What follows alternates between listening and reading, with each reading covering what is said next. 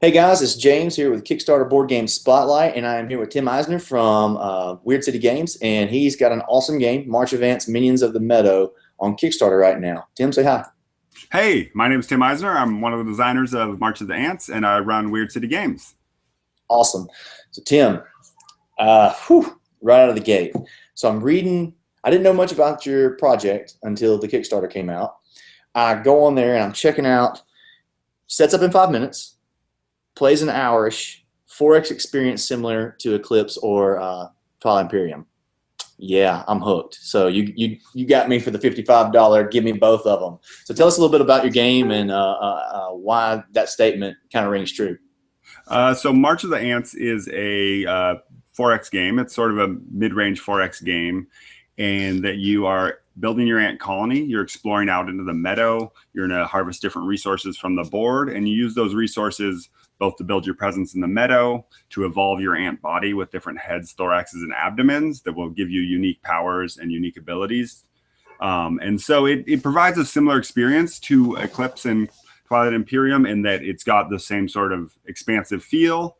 It's not quite as broad in that it plays in an hour, instead of 3 or 4 or 5 hours, but it has a lot of the same complexities. And one of our goals in making it was we were really getting into both those games, but we have, families and jobs. And so often we get together and be like, okay, we're in hour 5. We got another hour to go. We're going to have to call this. And that was pretty frustrating. So we wanted to make a game that provided a similar feel, but you could get done in an hour, hour and a half, and, maybe play 2 games in a night.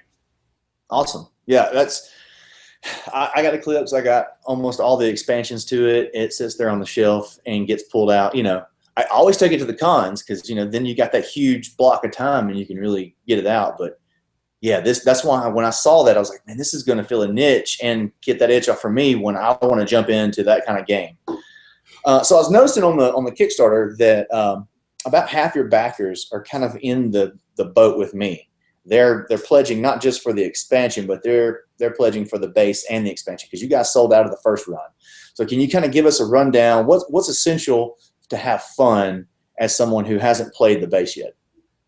So one of the essential things is all the cards in the game are unique. And so one of the essential things in your first or second game is to just, there's a mechanism where you can, if somebody takes an action, you can discard a card to draw a new card. And so if a card seems expensive or not interesting or isn't right for your strategy right then, just discard it, grab a new card. So you can cycle through and don't try and be like, oh, I gotta make sure this one's not too good or too bad to play.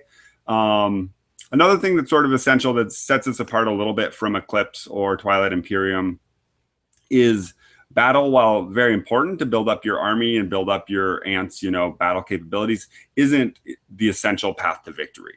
You need it to defend your territory. You will need to sort of jockey for position with other ants at times, but it's not necessarily the largest army of ants wins. And so there's a lot more there's a lot of diverse strategies that you can pursue. And there's some symbiotic relationships. There's some colony goals, which you can build that set an objective for your colony. And so those can be really effective paths to victory that you can take. Yeah, I know that's a big thing for a lot of people, that there's a huge group of people out there who do not like conflict in games. They don't want to attack people. They want to keep it as PC as possible. So that's pretty awesome that you have the option to win by not attacking or just defending.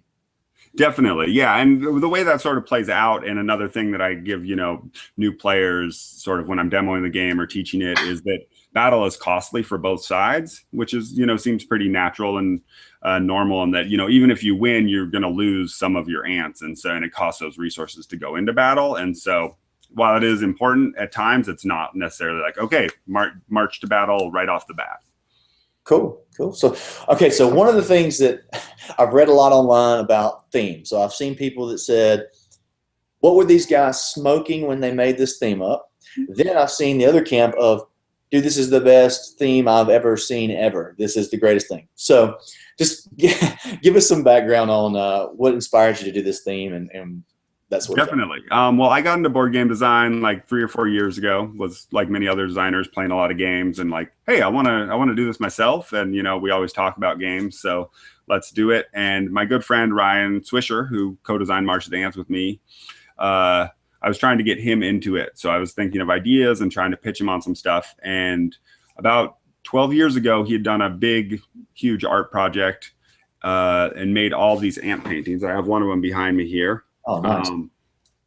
And in doing that, he'd also researched the ants, a bunch of different ant species and how they behaved. And so was always talking to me about, oh, there's these ants that like harvest these funguses. There's leafcutter ants that are basically have Stone Age agriculture, and just talked about how fascinating they were. So I pitched him. I was like, hey, let's maybe do a board game about ants. It could be, at first I thought it was going to be similar to Agricola or something like that, but ended up being a little bit more of a 4X experience. And so that's basically how it came about. And we had all this wonderful art as well. So it worked out pretty well. Yeah. Who's your artist? Who did you work with on actually doing the art? Ryan Swisher, who's my co-designer. So he did the art. Okay, well, that's awesome. So, and as far as the theme, it was great. Like once we started creating it, we just saw all the fascination with ants and that they have this culture and this civilization. So it's like this pretty awesome template for the style of game that we were making, and that you can, really, it's like they build these empires and are very expansive and have all these unique evolutions and adaptations. So often we'd research ants and be like, oh, there's ants who do this. So we can like create an ability that's tied to them. And all of the evolutions you have in the game on the cards, there's actually the species name that sort of inspired that evolution. Okay, so what you're telling me is that I have to have this game because I can teach my son about ants, and that's like science and biology. Yes, definitely, yeah. It's essential for biology. And we're hoping to get into some like science museums and stuff like that. We've gone to some fairs and stuff, and they've been pretty excited about it. That would be awesome. That would be awesome. I love gamifying my son's education. He responds very well to that. I think it's great. I actually am a preschool teacher in my day job, and games and learning through play is like pretty much how all humans learn, most of the time, or learn best. And so I think it's awesome to have elements. I love games that have elements where I'm learning something about history or learning something just about economy or society or whatever it's got to teach me. Yeah, we play the junk out of Timeline for him because that's a perfect game to teach him adding and subtracting and the numbers, and then also all the little different events of history. One thing I really love about the theme is that, it's totally different. There's nothing like it because, we see a ton of fantasy. We see a ton of space themed. And there's nothing against those things. I enjoy them. I have shelves of these things behind me. It's just fun to see someone go outside the box and do a theme that is so well done. Because, sometimes you go outside the box and it's terrible. But this is obviously not. It looks great. All right, totally. Cool. So here's one thing. Yep, go ahead. Oh, no, just thank you. Yeah, I'm excited about the theme as well. And so I'm glad you appreciate that. And it's been great connecting with a lot of other people who are like, oh, ants are amazing. We love ants, All right, so I'm super stoked about the two stretch goals that are like looming right now. I think there's one in between. We're not worried about that in between one because we're going to smash that one. That's going to happen. But the $70,000 stretch goal is I get to be the enemy of everybody on the board and be the brood mother, and I want to DM as the brood mother. Tell us a little bit about that when you are thinking that through. Yeah, definitely. So in the first Kickstarter, we released a solo mode and a co-op mode where the ants battled against the centipedes. And that turned out a great success. We've got a lot of dedicated solo players who've really enjoyed, and it's a pretty, it's a centipede AI that fights against you, and the ants have to explore out and defend the Great Tunnel, which is sort of their origin space from the centipedes. And so for the expansion, we sort of created the second chapter of that, where the ants are hunting down the centipedes, trying to eliminate them from the meadow, and ultimately have to battle the centipede broodmother. And so Ryan, my co-designer, is really into those asymmetrical games where one person gets to really play as the baddie or play against everybody else. And so it's going to be pretty awesome in that, it provides more texture in what the centipede can do and can really plan and sort of this overwhelming force that the ants have to really band together to fight off. That's awesome. That's awesome. Ryan was cracking me up in the Kickstarter video. He's so animated. He just seems kind of like a goofball. He'd be my kind of person to hang out with.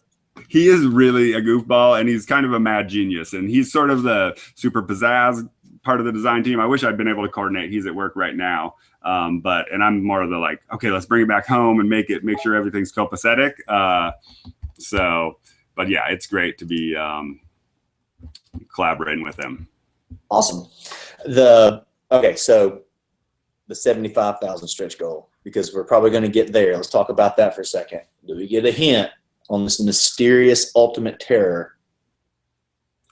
Yes, definitely. Well, the ultimate terror, first off, I'm using this in two ways. Ultimate in that it's going to be the last one of terror that's introduced to the Meadow. So we've got, so we started the expansion with the centipede broodmother as the first predator that that was introduced to the Meadow, and the trapdoor spider.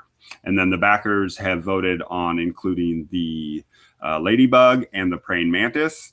And so this is the ultimate. The fifth one is, that's about as many predators as we want in this game. So it's the last one. And it's also the ultimate and the most scary. And most likely it will be the cordyceps fungus, which is sort of turns ants into zombie ants, so to speak, is that they get infected, their brains get taken over, and they then go and carry that infection back to their nest or to other ants and continues to build. And so it's pretty ultimately terrifying. I think it occupies a lot of our modern culture, and it's not necessarily like zombies, but it's pretty devastating for a lot of ants. And so It's pretty terrible. Okay, the Walking Dead. That's most likely what it will be. There's some other options and ideas, and if other backers have some like, oh, it's got to be this thing, and it really comes up, then we have some little design wiggle room there. But okay. That's awesome. Tell me about the 100% satisfaction guarantee that you have on your Kickstarter, because that's you see Jamey Stegmaier do that with his games, but you don't really see a lot of small indie publishers going that route.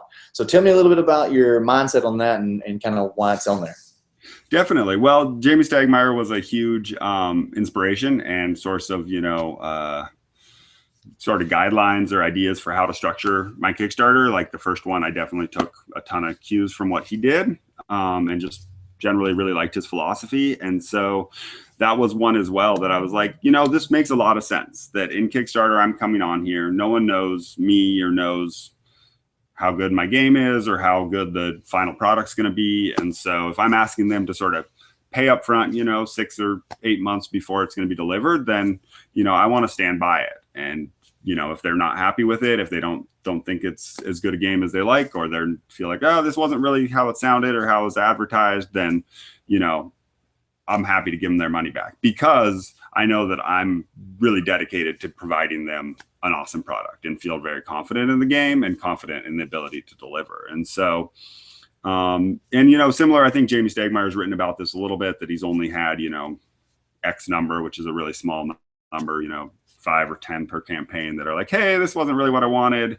Let me get my money back. Did you have anybody send it back to you?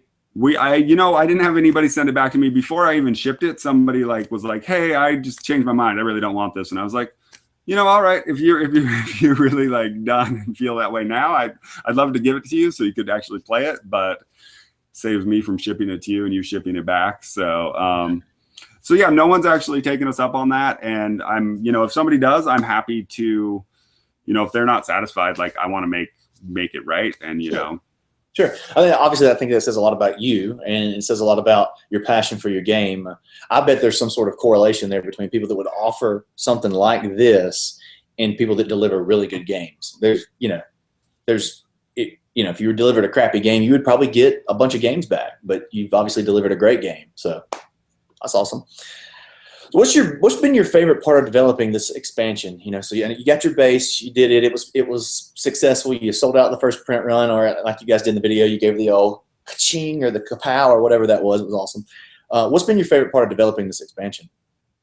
My favorite part, there's several, but one or two of them are. One was just diving back into the base game, because after developing it and working on it and getting the Kickstarter out, I don't know how other project creators do, but I was kind of like, okay, that's, yeah, I need to take a deep breath, do some other things for a while. And so it was really great getting back together with Ryan and my brother and my other friend, Steven, who are on my design team, and getting to test and play the base game again and add new content to it. And it was a really awesome experience as well. As first I was like, oh, it'll be really easy to just jump in. We already have the basics and the mechanics and sort of design, what we need that's new to this.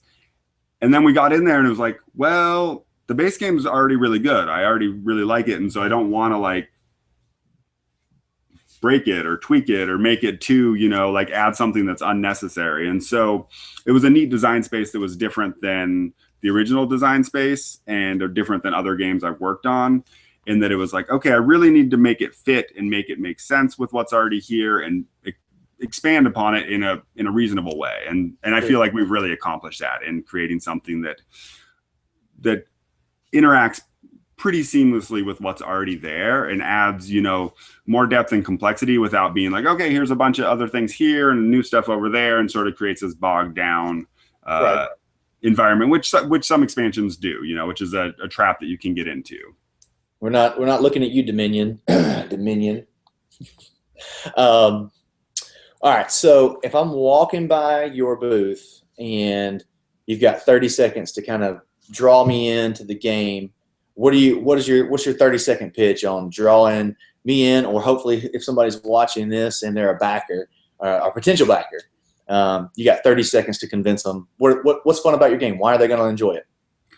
You get to create an ant colony and you get to expand out, and you're building the meadow with the other players. And as you gather resources and build up your nest potential, you'll be evolving different heads and thoraxes and abdomens, which will boost your soldiers' battle prowess. The thoraxes will boost your workers' ability to collect and harvest resources, and the abdomens will boost your queen's ability to feed her nest and take strategic actions. And it creates a unique gameplay environment every time. It's immensely replayable and has a ton of awesome player interaction because there is some direct conflict without being overly like aggressive. Awesome. I'm in. You got me. So works for me. All right. Last question, and I'll let you get back to designing and fulfilling and focusing, because you've only got like what? We're under 2 days. We're under 4. What's the time right now? We are coming up on 24 hours here. Okay. Like 2 or 3 hours. So last day. I'll be turning this video around so you guys get a chance to see this. But what do you got coming down the line? I know usually game designers have multiple game designs. Do you got anything else in the pipeline that you're working on?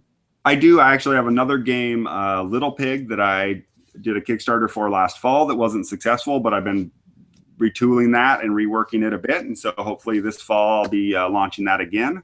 It's a kind of double think game where each pig is trying to gather the resources they need. But if you go to the same area as another pig, you get less resources because another pig's there. So it's got a simultaneous reveal mechanism. And as well, we're also got a couple other games, Dungeon Hustle, which is kind of a Candy Crush meets dungeon exploration, and a Space Miner, which is a Yahtzee meets Carcassonne space exploitation game. So we got a couple lighter games in the works, and then have a few heavier games that we're sort of still wrestling with the theme and everything. But definitely got some things coming up. That's usually what I see. You game designers, they got all kind of stuff in the works. So if they're any way and form in the shape of March Advance and successful, then I'm really looking forward to your line of games that you've got dreamed up, because you're doing a great job, and these games are looking great. And I can't wait to get my copy. If you have any extra prototype copies laying around that you need demoed or anything, you just shoot them my way. Awesome. Mate. Thank you very much, James, for having me on here, and it's a pleasure talking to you, and looking forward to your game and more from your awesome Facebook page and your group. Yeah, the group's great. I've really enjoyed the community, and one of the things I love about board gaming community is that everybody's really welcoming and awesome. So I think that puts a nice little bow tie on it.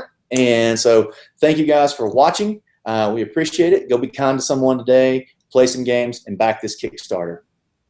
Bye, guys.